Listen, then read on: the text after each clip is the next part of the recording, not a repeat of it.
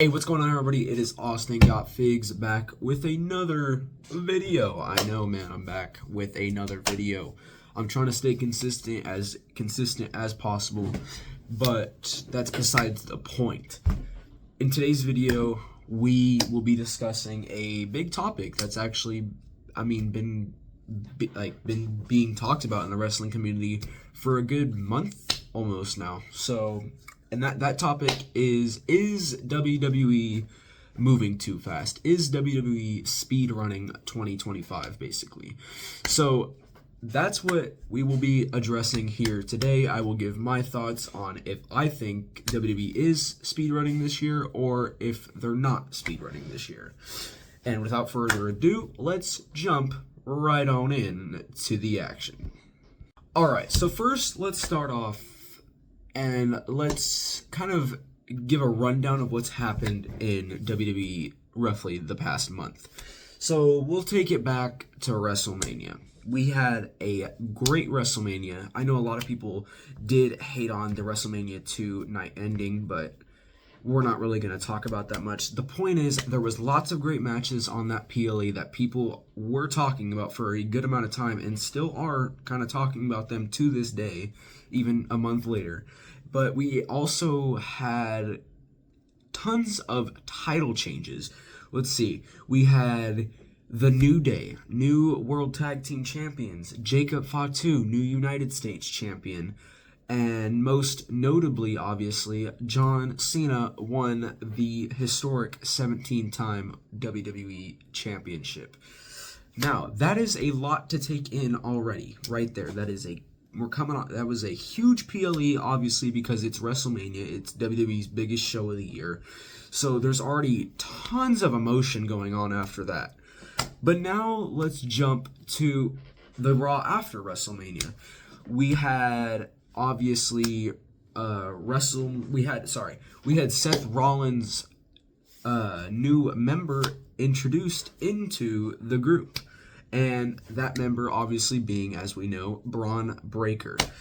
Now, a lot of people did think that this, involving Braun Breaker already into the faction immediately following WrestleMania was very rushed.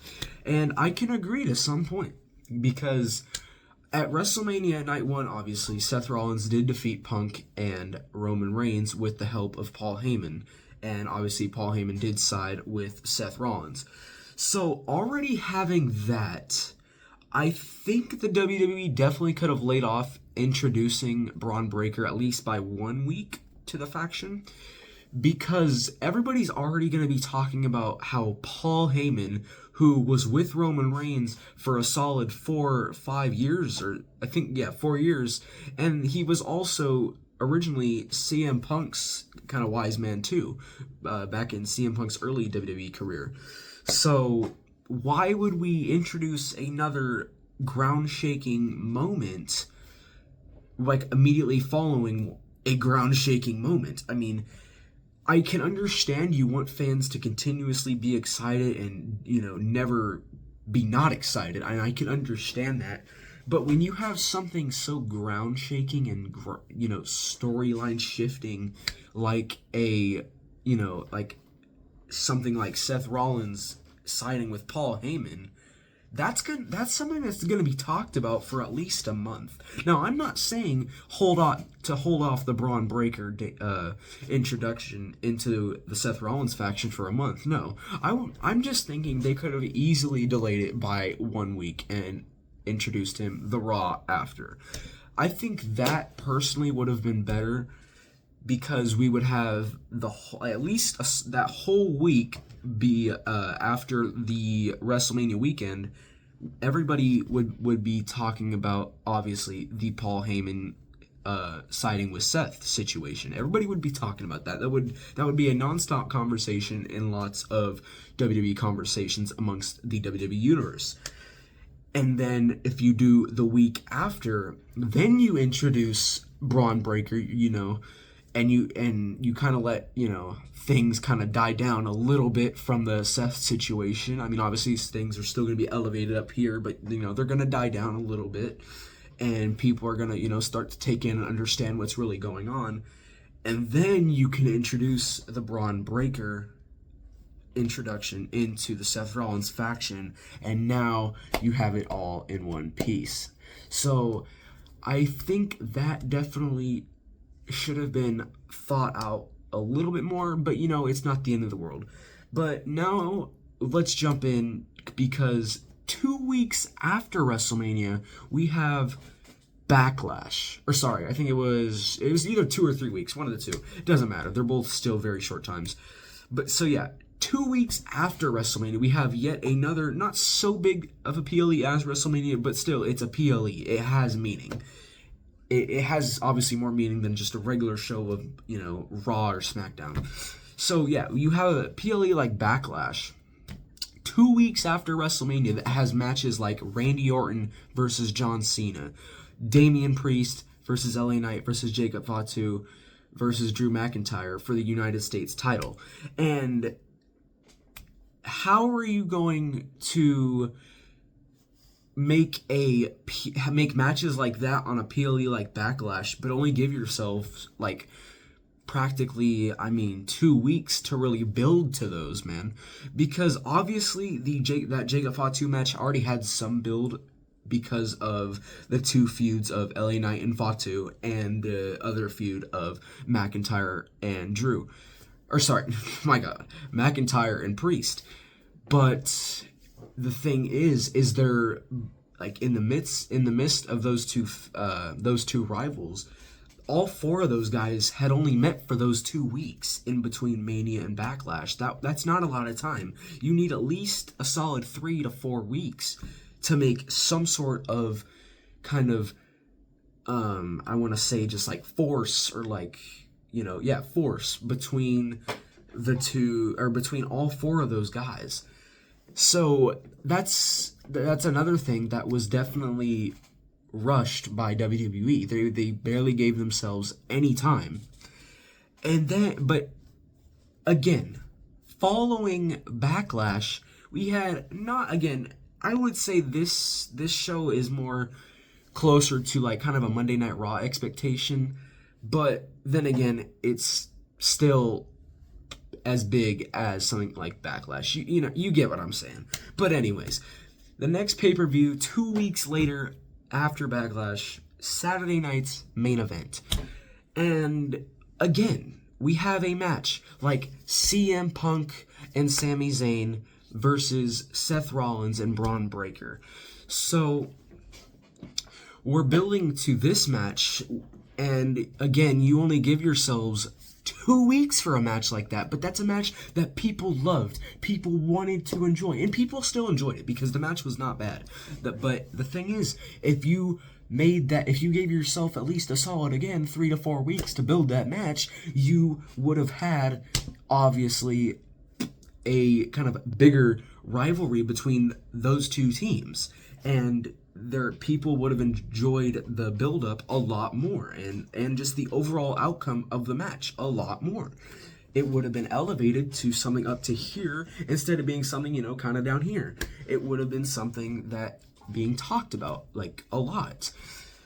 And so then I'm pretty sure 2 weeks after that, 2 weeks after Saturday night's main event, you have Money in the Bank, which is one of the top 4 or 3, I think it's 4 PLEs in the entire WWE year.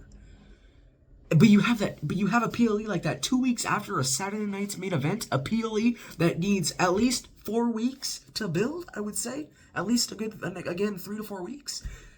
But yet you're giving yourself 2 weeks to do that. And I just don't, that I don't understand. I really strongly don't understand. Like, I can't understand to some extent, but how are you going to have a match how are you going to have a PLE that is ground shifting to every storyline going on at the moment on the main roster? How are you going to have a PLE like that 2 weeks after a Saturday night main event, giving yourself only 2 weeks to basically build to that? That's just, I would argue that's not very well thought out. And I think that, again, a PLE like Money in the Bank needs a solid 3-4 weeks to build to get people really interested into what's actually happening on the card. Now, don't get me wrong, people aren't gonna just not be interested at all. They're gonna still have interest because it's Money in the Bank. But you need to add you need to elevate those matches on the card more to get people even more excited for the matches, actually give people reason to care for these matches. Show them that you're putting in the effort to make these matches good, so the WWE Universe watching the match should put enough effort into actually watching and understanding the storylines of the matches. So I just don't understand that, man. And it's probably I'll never understand it. There's something that WWE knows that we obviously don't. But I mean, the only way that I can understand is obviously that the WWE might be trying to overrun AEW, a rival promotion, and I can I can't understand, because I mean, if you got this top, if you got kind of this top rival promotion, I mean, you obviously would want to knock them off. You want to prove that you are the dominant force, but the thing is, I think the WWE is trying to do that too much, and it's just not working in their favor at this current moment. I just don't think it's not working at all. It's really not, man. It's only harming the WWE by not giving us the perspective that the WWE is actually putting enough effort and focus into their storylines, into their big and just every storyline that's happening at the time.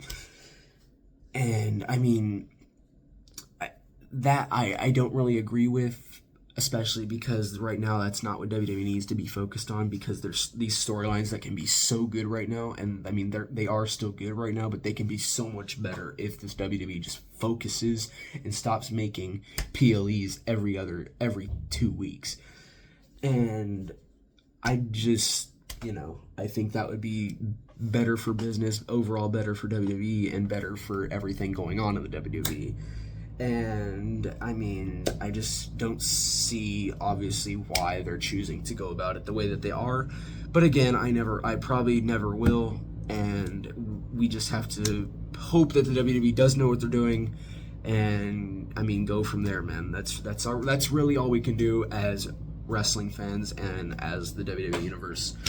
But that is going to wrap up today's video. I do hope you guys enjoyed. Please let me know if you disagree with anything that I talked about, or if you think there's things that I should have talked more about. I mean, let me know overall your thoughts on the entire video. And if you did like the video, please drop a comment, leave a like, and subscribe to the channel to see more like this. I will catch y'all in the next one, and have a blessed day.